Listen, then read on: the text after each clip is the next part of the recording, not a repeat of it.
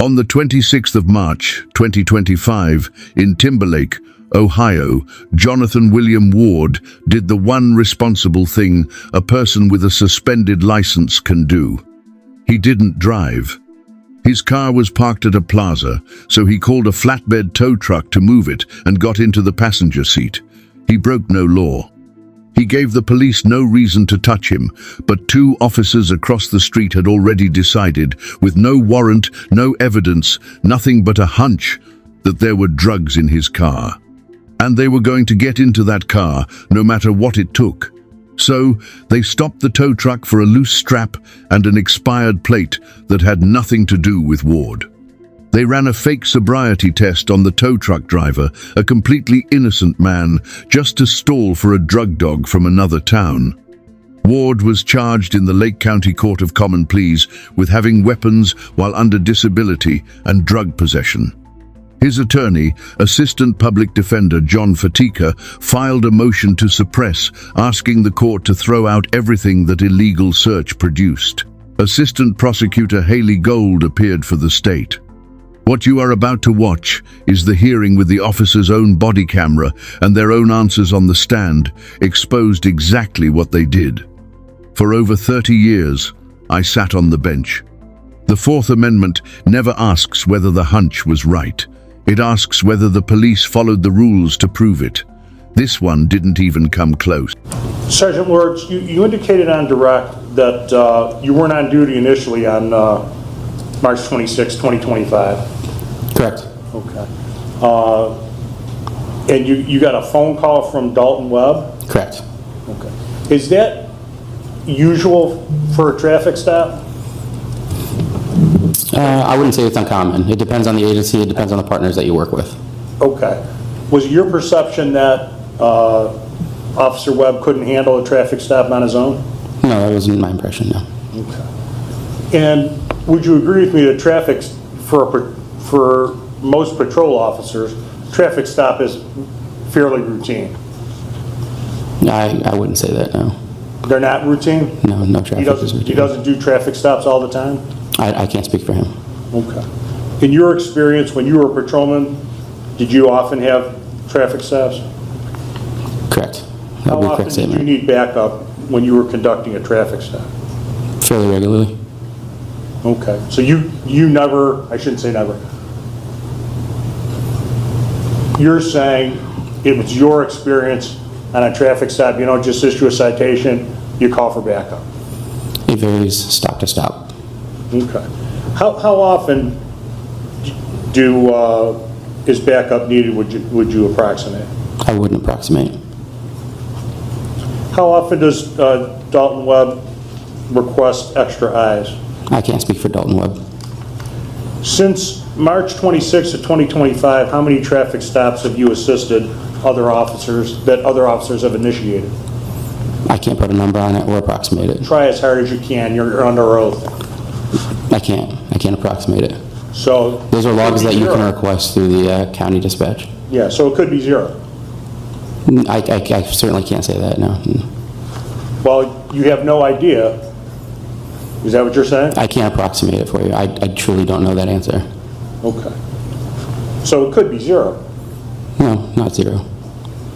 But I cannot give you a good range. Okay. Over the course of the last 2 weeks, how many traffic stops have you assisted in? Have I assisted or been assisted? Have you assisted? Have you been called when you were off duty because the officer who initiated the traffic stop needed help? I would say probably 6. I'm a training supervisor now, so I don't see the road as much anymore, but I have people that report to me that have questions that are a lot less experienced than me. Okay. And you mentioned part of your training was in traffic stops, narcotics interdiction, OVI. Correct.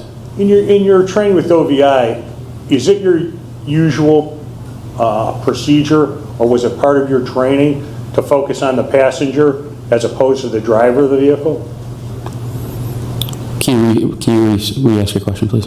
When in an OVI stop, based on your training and experience, is it the usual procedure to focus on the passenger in the vehicle as opposed to the driver of the vehicle that's suspected of driving? For specifically an OVI stop? Yes. You're focusing on the operator. Okay. And how long were you talking to Mr. Ward before you spoke with the tow truck driver at all? You mean while I was conducting a field interview? No, I mean exactly what I asked. What was it? Can you say your question again? How long were you talking to Mr. Ward before you ever approached the tow truck driver? Approximately 8 to 10 minutes. Okay. And you conducted a pat down of Mr. Ward, right? Correct. Didn't find anything illegal? Correct. Okay. Nothing illegal about having a lighter, Correct. especially when you smoke? Okay. And no warrants? Correct. And yet you're still questioning him about criminal activity? I was conducting a field interview. Yeah, I know. But why are you conducting a field interview when this is supposed to be an OVI stop?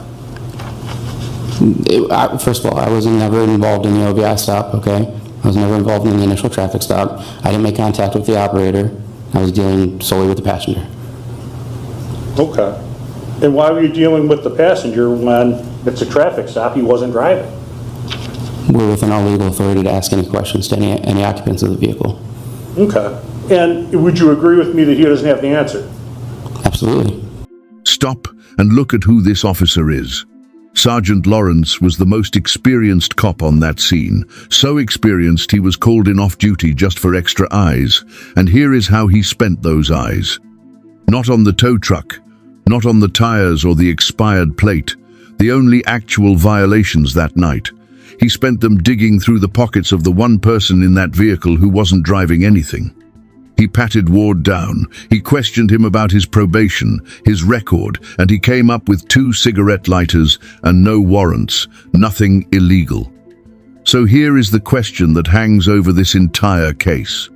If this was really a traffic stop about a tow truck straps, why is the senior officer searching the passenger? And why is a drug dog already being called from another town? I'm referring to, you didn't find anything illegal when you questioned him, when you searched him, and when you conducted the warrant search, right? A warrant check. I didn't conduct a warrant check. Well, you testified that he didn't have any warrants. I didn't conduct a warrant check. In response to Officer Webb, when I asked Officer Webb, he testified, or he stated that he Are didn't you find aware of any warrants? warrants for Jonathan Ward at the time of the stop. Yes. No. Yeah. And if there were a warrant, you'd be aware of it, right? If I ran him personally, yes. Well, even if you didn't run it personally, if a warrant showed. I trust that when Officer Webb told me that he ran him and checked him, that he didn't have a warrant. Okay. Now, the tow truck and the SUV, were they pulled off to the side of the road? Yeah, yes. Yeah. Well, don't guess. You were there, right? Off to the side of the road, yes, sure. Okay. It was on, the vehicle was still on Lakeshore Boulevard, so. And what do you mean by that? The vehicle, the tow Was it truck? in the lane or was it off the? I think we were closer to it. It was approaching a turn lane, so yes, off to the side of the road. It was still on the road, though, of Lakeshore Boulevard. Okay. And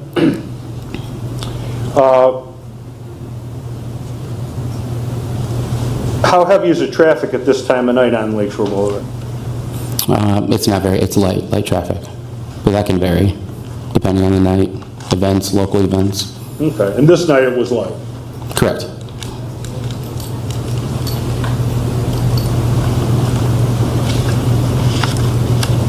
Now, you said that Timberlake doesn't have a policy with regard to inventory. Correct. To my knowledge, there is none. Okay. And you didn't have consent to search the SUV, correct? Correct. And you didn't see anything illegal happening with the SUV? Consent from Jonathan Ward to search the vehicle. I did not, correct. He denied us consent. Right. And was the tow truck driver given a citation for anything? No, not to my knowledge.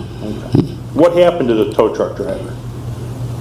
So, from my understanding, Officer Webb conducted standardized field sobriety tests. And then he continued to look into some other indicators that he was observing that could be indicative of a narcotic use. So he conducted advanced roadside impaired driving enforcement tests, such as lack of convergence and modified Romberg. After those tests were conducted, he deemed that the operator was most likely safe to drive. So I think he allowed him to continue on his night. So releasing him with just warnings for the violations that were being committed. Okay, and he drove away in the tow truck? Correct. But the SUV had the inventory. Is that your testimony? From what I understand, Officer Webb's observations were that the tow truck was improperly towing the vehicle, so it had unsafe equipment violations. Those weren't cited, right? Correct. The operator of that tow truck was giving warnings for those violations. And weren't these field sobriety tests really just a ruse to drag out the time until the K1 was brought to the scene? I can't speak for Officer Webb and the way he conducted his OVI investigation. Well, you're a sergeant? Now I am. Okay. You've been an officer for 13 years? Yes. You've assisted on several stops? Sure. Okay. You assist on stops all the time, right? Sure, yeah. What was your perception? You know, why are we Of the operator or the stop in a whole? stop it as a whole as well as the operator? Okay, again, I didn't make contact with the operator until he was removed to the back of the vehicle to conduct his SFST investigation, his OVI investigation. Okay, so I didn't see the things that Officer Webb was seeing. I know when Officer Webb did have a discussion with me, he said that the operator, when asked to recite certain letters within the alphabet, was completely messing them up. So those were his observations enough to determine that he felt that there was impairment there. Right, and Now, he also it was... mentioned the K1, right? I'm sorry? And he also mentioned the K1, if I understood your direct testimony. He did mention the K1. I mentioned the K1 as a possibility to conduct an initial search to bring the K9 to see if there was probable cause for a search, because the indicators I think that he was observing were narcotic related. Okay, but none of that had to do with Mr. Ward, right? No, not at all. Right. Because you patted him down, no warrants, nothing on him? Correct. One moment, Your Honor. Okay, on direct, you mentioned that Mr. Ward was patted down. Is that the usual procedure for someone who's a passenger in a car that's pulled over in a traffic stop? When displaying the patterns of behavior he was displaying, it is. Okay. Patterns, when you say patterns of behavior, he didn't have any warrants, he's being cooperative, he's answering your questions. What patterns of behavior are you referring to? Patterns of behavior is being evasive, not answering questions.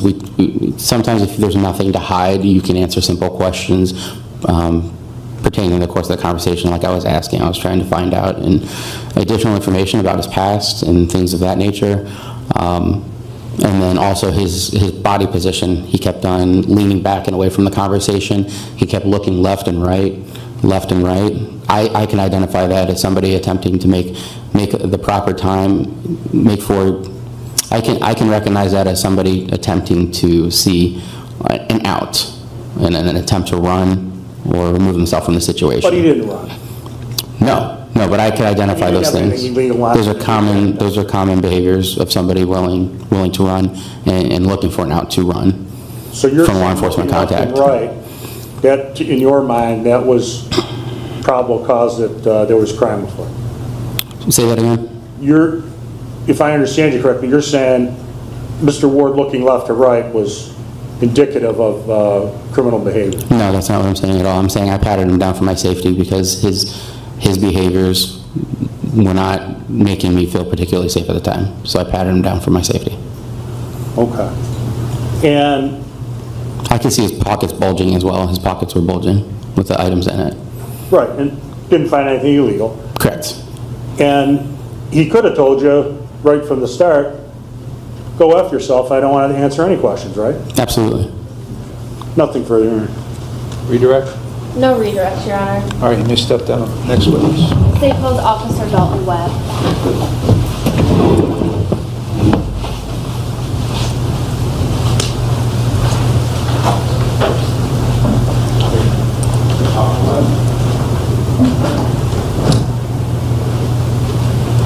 Raise your right hand, please. You swear the testimony about to give us the truth, the whole truth, and nothing but the truth, so help you God. Yes, sir. Speak.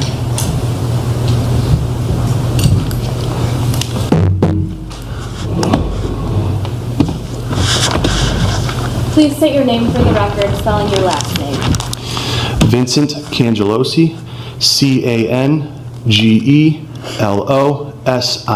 Where do you work? Village of Newburgh Heights, And in what capacity? as a police officer.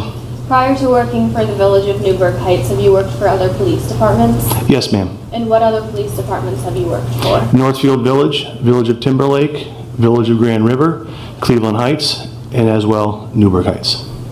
When did you work for the Village of Timberlake? I worked there back in March. March of 2025. Yes, ma'am. And how long did you work for the Village of Timberlake? About a week and a half. And did that week encompass March 26, 2025? Yes, ma'am. Are you a certified peace officer in the state of Ohio? Yes, ma'am. And did you attend a police academy? Yes, ma'am. Which police academy did you attend? The University of Akron Summit County Sheriff's Police Academy. And when did you graduate from that police academy? January 1st of 2016. And since graduating from the police academy, have you attended continuing training courses? Yes, ma'am. They're called CPTs through EOPATA and in-class training sessions. And how often do you attend training sessions? Every year you have to have an acquired of 40 hours. What are some topics that you have learned about in these education training sessions? Drug interdictions, arrest, search, and seizure. Now I'm going to direct your attention to March 26, 2025. Were you working for Timberlake on that day? Yes, ma'am. And were you still in training? Yes, ma'am. Who was training you? Officer Webb. Were you in a car with Officer Webb? Yes, ma'am. And what time was your shift that day? Pardon me? What time were you working that day? I was working second shift, so 3 to 11. And during your shift with Officer Webb, did there come a time when you noticed something suspicious? Yes, around 8:53 p.m. And what did you notice that was suspicious? Was the stop at 8:53 p.m. or you observed something suspicious happen at 8:53 p.m.? The stop was at 8:53 p.m. So prior to the stop, prior to conducting a traffic stop, did you observe something suspicious during your shift? Yes, ma'am. And what did you observe? A gentleman driving a car. We were doing regular patrol in the parking lot. He saw a police car and he immediately whipped it into a parking spot. As he whipped it into a parking spot, he ended up getting out and walking relatively fast into a gambling store. I don't know exactly what it's called, but some type of online gambling place. If you saw a map of this area where you observed that activity, would you recognize it in court today? Yes, ma'am. And point out first where you and Officer Webb were positioned. So Officer Webb and I were positioned right over here. And you are in the East Lake Plaza parking lot? Yes, ma'am. And then what did you observe? We observed the car coming off of Lakeshore Boulevard, pulled in, and as we were going out this way, he whipped in this way and immediately parked in right here. Across from where you had just been positioned? Yes, And what about this was suspicious to you? The minute he saw us, he immediately, like I said, whipped into a parking lot relatively fast, faster than he normally would when you're parking a vehicle. And as soon as he parked the vehicle, he got out and he walked relatively fast into the online gambling site. And as he was walking, he was constantly looking back over our shoulder. Did he return to his vehicle? Multiple times. What do you mean multiple times? So as he pulled in, we figured maybe he was just going in for a minute or two. So we pulled out and we waited over here. As we waited over here, we got eyes on the vehicle and the suspect as he entered the online gambling site a plethora of times, in and out, going back to his car and then back into the gambling site. And based on your training and your experience, why is it suspicious that he would go from the gambling site to his car to the gambling site to his car? For me, with my experience in education, that just shows that there's either drugs in the car, or he doesn't have a Objection. driver's license in the car, or he shouldn't be driving the car in general. Thank you. Good morning, officer. You indicated on direct that you worked at Timberlake for a week and a half, Yes, sir. and that Officer Dalton was your training officer, Yes, sir. and he was showing you what to do. Correct. And was it your perception that he was familiar with the procedures in Timberlake? Yes, sir. Had he ever conducted a traffic stop other than this one? Yes, sir. Had he ever conducted a traffic stop without calling for backup? Yes, sir. Okay. How many times in the 10 days you worked there, or week and a half that you worked there? About 4 or 5. Okay. And how many, other than this stop, how many times did you call for backup on a traffic stop? When I was there, just that one time. Just the one time? Okay. And if you had questions, you looked to Officer Webb for advice? Correct. Now, you indicated that you found that what you thought was suspicious was, your word, the driver of the Captiva whipped it into a parking space. Yes. That was suspicious. Yes. You didn't arrest him. Nope. You didn't approach him. No, sir. Didn't go closer. No, sir.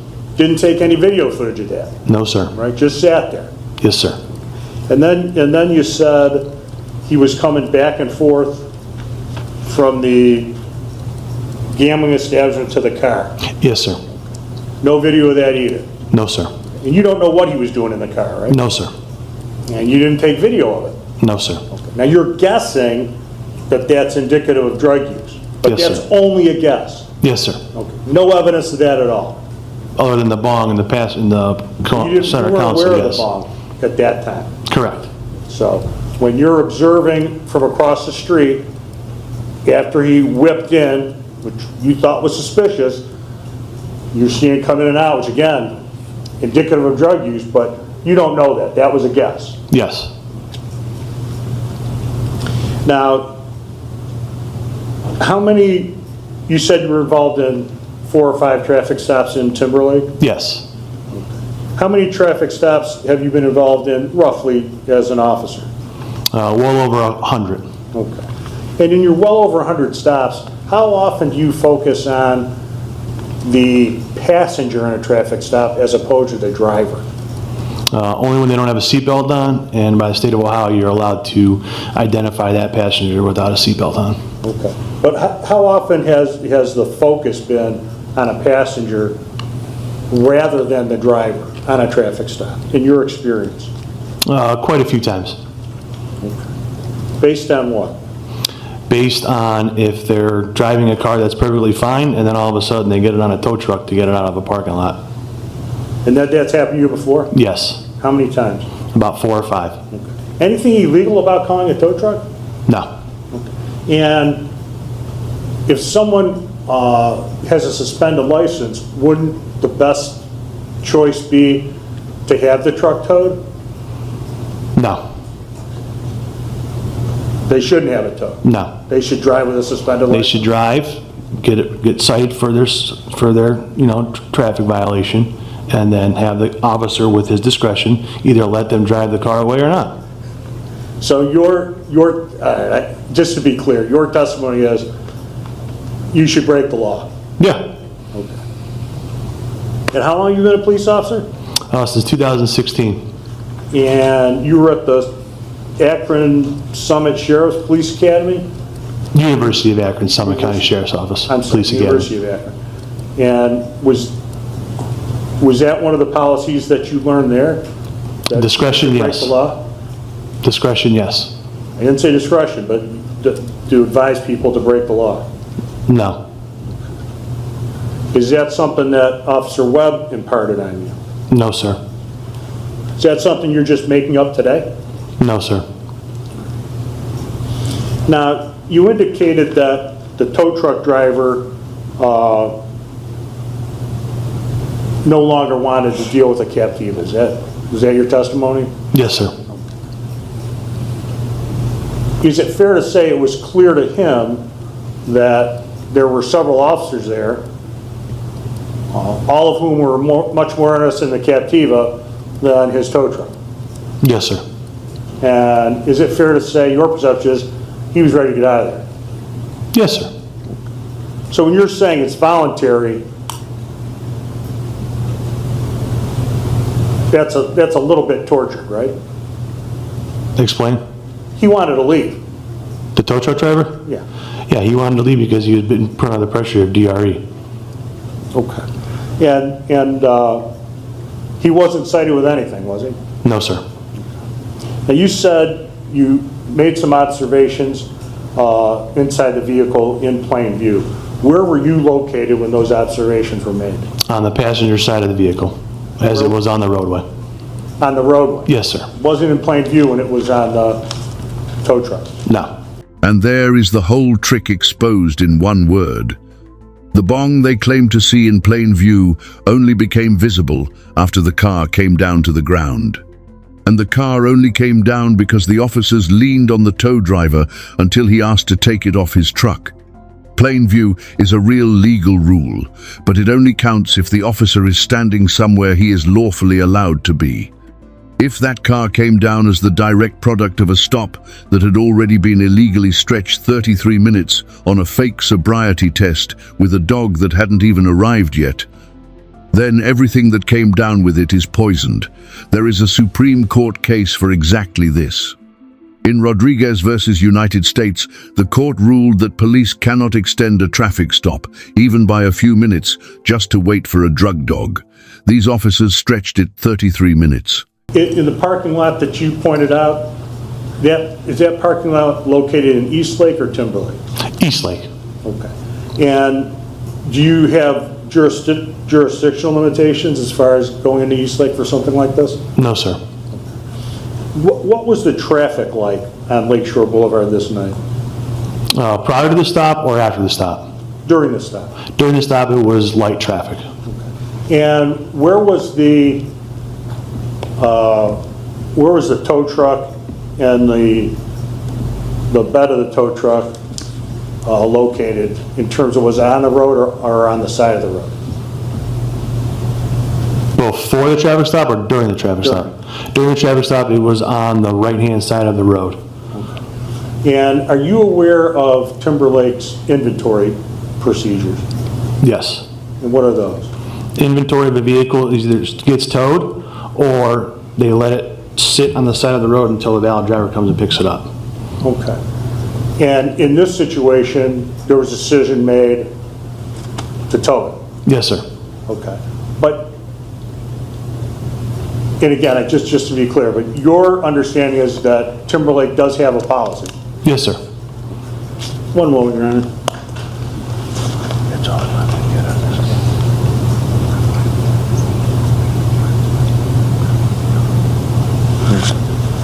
All right. Any other valid drivers at the scene that you're aware of? I believe just the tow truck driver and his wife or girlfriend, whatever I don't know who it was. Mr. Ward's? Yeah, I had it mixed up. He would say his wife and his girlfriend, and apparently he's got two of them. It's just significant other? Yeah. Okay. And she had a valid license? Yes, sir. Nothing further, Your Honor. Thank you. Redirect? No redirect, Your Honor. You may step down. Next witness? Which police academy did you attend? Lorraine County Community College Police Academy, And when did you graduate from that police academy? 2017, I believe. And since graduating from that police academy, have you attended continuing education courses? Yes. And what are some topics that have been covered in these courses? Drug interdiction, OVI enforcement, advanced roadside impairment, court testifying, report writing. Are you a certified peace officer in the state of Ohio? Yes, ma'am. I'm going to direct your attention to March 26, 2025. Were you working for the Timberlake Police Department on that day? Yes, ma'am. And do you recall what time of day you were working? From that, I was afternoon shift, so it was 3 to 11. And on that day, were you tasked with training a new officer? Yes. Which officer is that? Officer Cangelosi. So were you in a car with Officer Cangelosi on that day? Yes. During your shift that day, were you and Officer Cangelosi in the parking lot of the Eastlake Plaza? Yes. And while you were in that parking lot, did you observe anything you believe to be suspicious? Yes. And around what time would you say that was? I do not know what time approximately that was. Is there something that would help refresh your memory? Yeah, if I could see my report. You've indicated that you don't remember what time. Well, specifically, what did you observe that was suspicious? So it wasn't in the Eastlake Plaza parking lot. It was on Lakeshore Boulevard. And then he pulled into Eastlake Plaza parking lot, parked his car, got out of it, and we couldn't find him. When you say he, what are you referring to? An individual you saw this time, or are you referring to the vehicle? I'm referring to the vehicle and the individual driving the vehicle. Officer, you indicated that when you first saw the Captiva, what stood out was it had heavy tint. You Yes. recall that? Yes. Okay, and the tint was so heavy you were contemplating issuing a citation.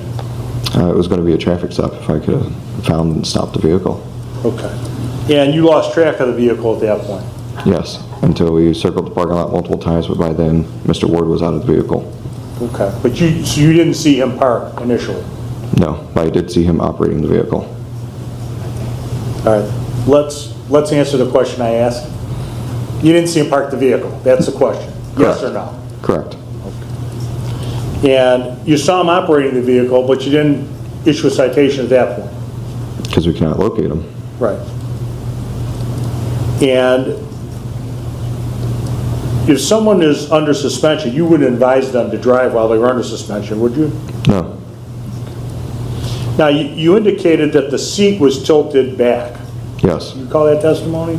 Yes. And was the seat tilted back when you first saw the Captiva on Lakeshore? Yes. How were you able to tell that, given the heavy tint? Through the front windshield. Through the front windshield, you could Yes. tell it was, okay. As he's passing by? As I'm looking directly into the car before he makes the left-hand turn into the plaza. Okay. And when you made the left-hand turn, then you lost track? Yes. And who else was in your cruiser? Officer Cangelosi. Okay, and he was in the passenger side? Yes, sir.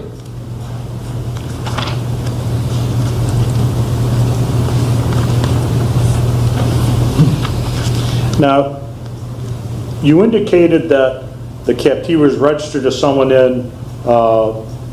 was registered to a Sandusky business. Do you recall that? Yeah, well, Port Clinton now. Yeah. Yeah. But nothing illegal about that, right? No. Okay. It had a legal registration. Yes.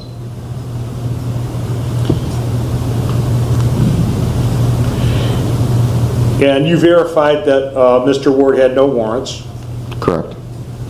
didn't have anything illegal on him. Correct. You didn't see him doing anything illegal. Besides operating a motor vehicle under suspension. Hold on, let me finish.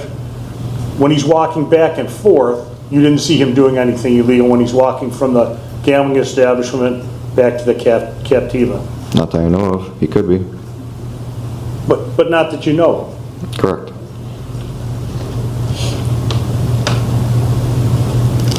And you indicated that you got the canine involved because of the tow truck driver's behavior.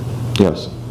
And at one point in the footage, you indicated that he was going to get the tow truck driver was going to be cited for OVI, and that the tow truck, as well as the Captiva, were going to be towed.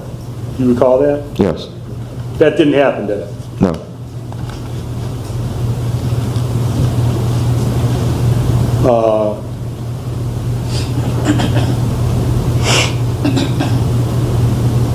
And were there any other valid drivers that came to the scene during the pendency of this stop? Yes. I believe it was his girlfriend or wife, Officer Lawrence at that time, handled that situation with her. Okay. And how heavy was the traffic on Lake Shore during the pendency of this stop? Pretty moderate. Pardon? Moderate. Okay. And where was the tow truck and the Captiva, on the side of the road or in the road? On the side and in the road, because there is a ditch line there. Now, you said, the report I have is, I believe there were drugs in the car. You recall that? Yeah. Okay.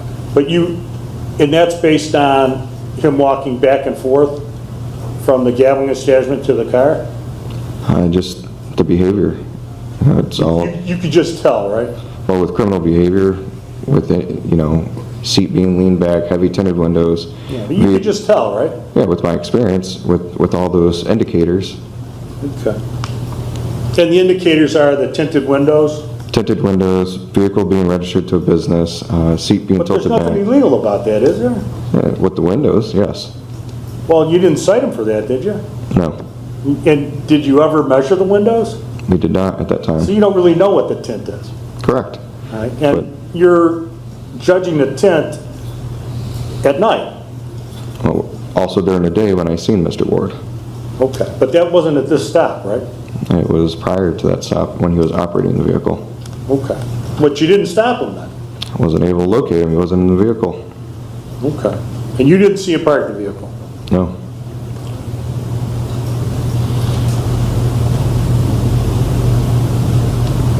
Now, if I understood you correctly, the K-9 alerted to the tow truck. Yes. You would agree that there's no connection between Mr. Ward and the tow truck. He was merely a passenger. His vehicle was attached to a tow truck, which makes it one whole vessel. Okay. And the K-9 alerted to the tow truck. Yes, right below the driver's side door. And Mr. Ward wasn't driving the tow truck. No, You never saw him on the driver's side. correct. There's no real connection to where the dog alerted and Mr. Ward. I guess that's the larger point. Yes, where the driver's side door of the vehicle is right above where the dog alerted. Right. So there's the connection. The vehicle that was on the tow truck was Mr. Ward's at the time when he was operating it. But the dog alerted to a toolbox that was on the truck. That was directly below the vehicle. So you're saying it didn't alert on the box. That's your testimony? It alerted on the... Yes or no? It alerted on Yes the or no? tow truck. Yes or no? Alerted on the box or it didn't? It did. The drug dog was the whole case. It was the entire reason they ever got inside that car. And listen to what the officer just admitted under oath. The dog never sniffed Ward's car, not once. It couldn't. The car was chained to a flatbed 6 feet off the ground, and a drug dog needs a seam near the ground to work. So the dog circled the tow truck and alerted on a toolbox on the driver's side. A truck Ward never drove and was never even near. They opened the toolbox. It was empty. That is the probable cause that justified tearing his car apart. The prosecution's best answer was that the car was getting towed and searched anyway.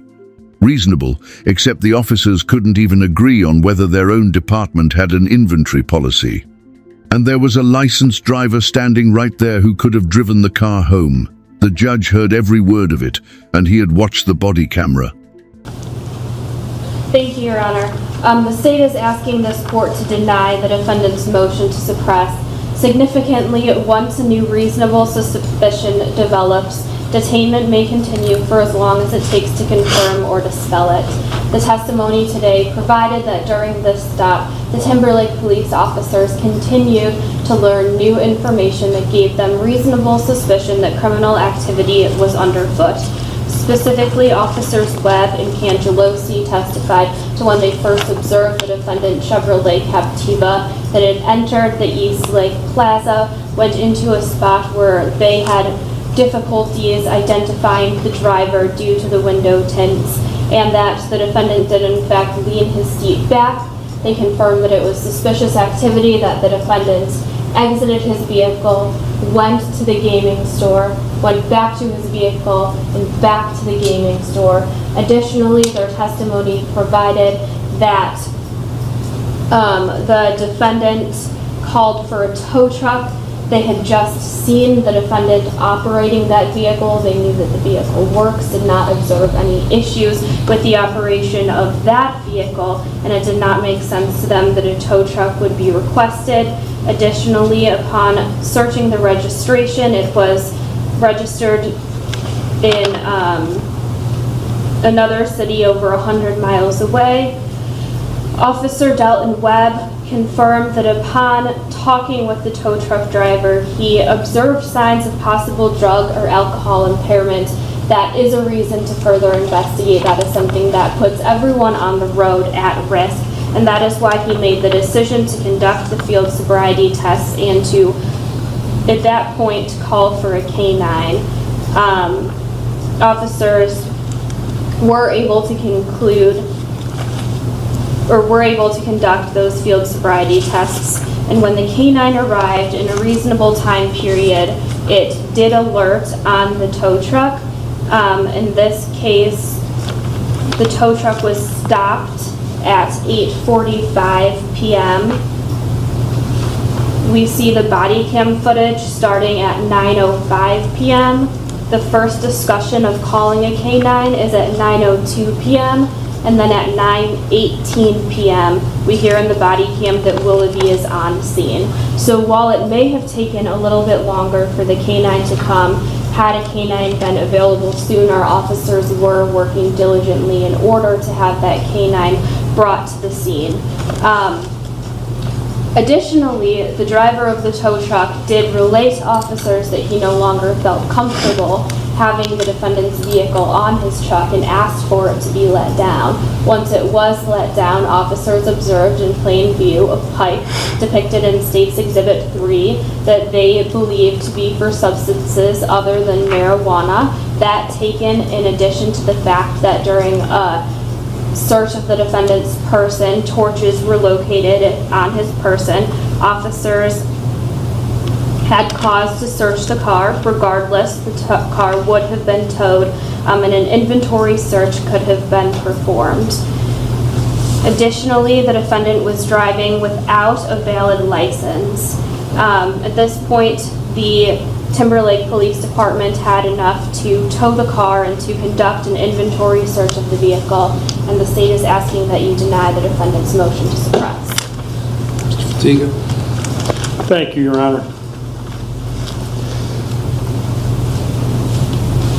I'd like to highlight the fact that, particularly with Officer Webb, you know, he tried to disguise it. At the end of the day, they just had a hunch that there were drugs in the car.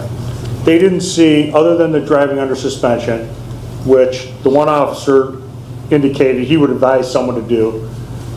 They didn't see Mr. Ward do anything illegal. They patted him down. He didn't have anything illegal on him. They made the fact that he had a lighter on him or two lighters seem sinister. Again, nothing illegal. It's registered out of town, which is not illegal. They had another driver at the scene who could have driven the Captiva away. There is no, one of the officers indicated that there was no inventory policy in Timberlake. The other two indicated that there was, but I tried to ask all of them, look, what was the traffic?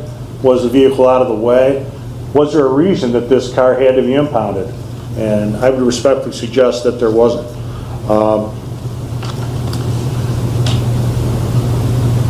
For an OVI stop, they spent a lot of time talking to Mr. Ward, who I would suggest you could see in State's Exhibit 2 was cooperative, was trying to answer their questions.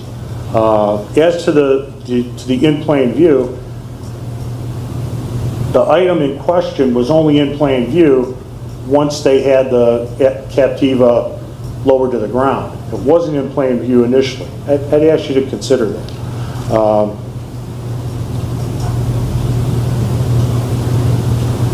And again, they're trying to, I think when you're contemplating credibility, one officer stressed that his suspicion was based on observing the car whip into a parking space. The other officer, who was sitting a couple feet away from him in the same cruiser, indicated that his suspicion was based on the window tint, which we don't know anything more about, but his testimony was they didn't see the car pulled into a space, they lost track of it. It's difficult to perceive that both of those are true.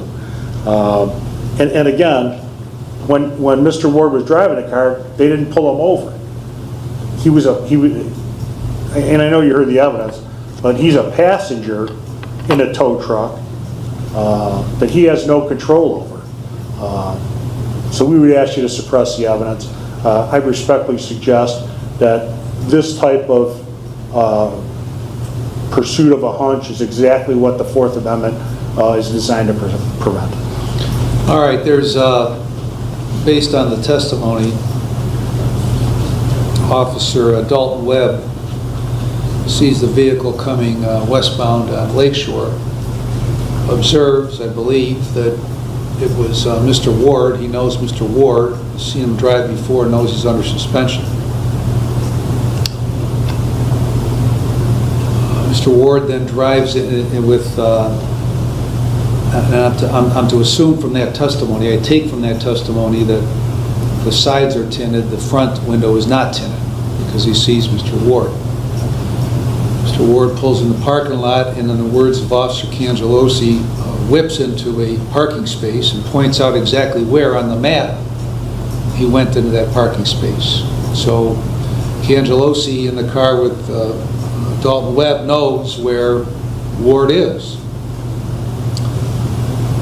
The cruiser then goes through the parking lot, goes out of the parking lot across the street on Lakeshore, observes Mr. Ward go, in Officer Cangelosi's testimony, multiple times back and forth from the car to the gambling establishment, back to the car, back to the establishment, back to the car. Tow truck arrives, and from the testimony that I see, and to back up a little bit, Officer Cangelosi describes the significance of Mr. Ward going back and forth as it being indicative of drugs, that there were drugs in the car. That was Officer Cangelosi's suspicion. So the suspicion of Officer Dalton Webb is different from the suspicion of Officer Cangelosi as to what was or was not, what may or may not have been contained in Mr. Ward's vehicle. From the testimony, I gathered then that a tow truck appeared, that the car was loaded up, and then began obviously to exit the parking lot because there was a stop on Lakeshore Boulevard, and the reason for the stop given was the lack of a 4-point tie on the tires and the partially blocked registration tag, which turned out to be expired as of January, so 2 months expired. The body cam of Sergeant Lawrence indicates a discussion with Officer Dalton Webb in which they discussed the potential of bringing a dog in. The assumption was it was the Eastlake dog right next door. And Officer Dalton Webb indicated that he was going to light him up for an OVI, meaning the tow truck driver. And it's hard to miss the smile/smirk on the face of Officer Dalton Webb as he said that in view of the body cam. So it's clear to me that the evidence suggests that they were going to pursue the potential OVI in order to get the dog there and to delay the release of that vehicle and or towing of that vehicle for the violations until the dog got there. So the dog gets there some upwards of 20-30 minutes later. I think 8:45 to 9:18, 33 minutes later. And Willoughby officer indicates that that the dog cannot sniff the Captiva because it's up on the tow. And so the dog takes a run around the tow truck, indicates at or near the toolbox on the driver's side. And the Willoughby officer clearly indicated that there's going to be no ability to sniff that Captiva on that tow because it needs to hit a seam. And the seam was obviously well off the ground. So there was some sort of hit on the toolbox, which according to Officer Dalton Webb, the search occurred and nothing was found in the tow truck. So I believe that there was an extreme amount of pressure exerted on the tow driver to get that car off that tow truck. And once it was down, then we have the testimony about the plain view of the marijuana or other bong, whatever you wanted that bong to be. So I don't believe that there is a valid reason for the search of that vehicle. Certainly, there was a delay in getting the dog there, which indicated a sniff, but there was no sniff of that Captiva. So I'm going to grant the defendant's motion. Anything further, Ms. Gold? No, Your Honor. Mr. Fatika? No, thank you, Your Honor. All right. The judge did not take long. He went through it piece by piece. He pointed out that the two officers who swore they had the same suspicion couldn't even agree on what caused it. One said the car whipped into a parking space. The other said it was the window tint, and they were sitting in the same cruiser, feet apart. He pointed to the body camera, to the smirk on Officer Webb's face when he said he was going to light up the tow driver for a sobriety test. And he called it what it was, a stall to buy time for the dog. He found the officers had put extreme pressure on the tow driver to get that car onto the ground, and then he landed on the one fact that ended it. The dog never sniffed Ward's car at all. There was, he said, no valid reason for the search.